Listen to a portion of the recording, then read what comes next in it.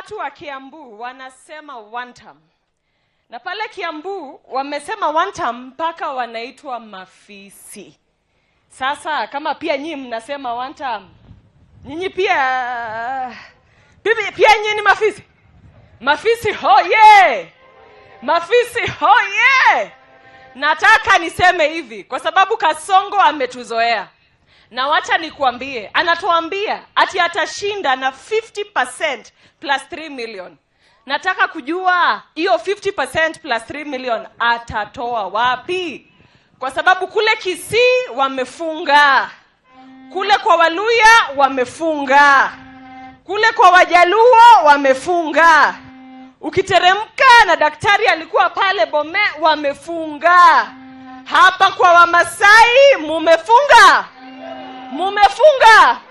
Alafu anatuambia ati wewe Uhuru Kenyatta iko wapi?